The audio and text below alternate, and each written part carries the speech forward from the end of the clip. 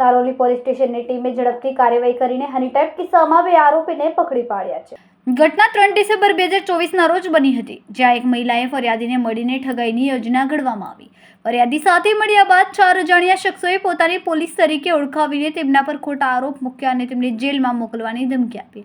આ દરમિયાન આરોપીઓએ ફરિયાદી પાસેથી 4,53,358ની રકમ બળજબરીપૂર્વક વસૂલ કરી હતી, જેમાં કેશ અને ઓનલાઈન ટ્રાન્સફર બંને સામેલ હતા।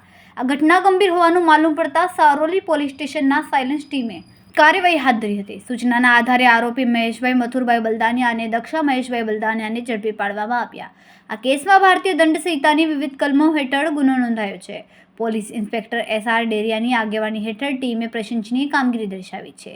સમગ્ર ટીમના પ્રયાસોને સરાહના મળી રહી છે। કેમેરામેન સેનિલ વિરાણી સાથે વિશાલ શેઠા, માનવ Prabha news, Surat.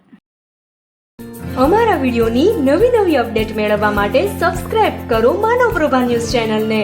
Bell icon click કરો લેટેસ્ટ વિડિયો સૌથી પહેલા મેળવવા માટે।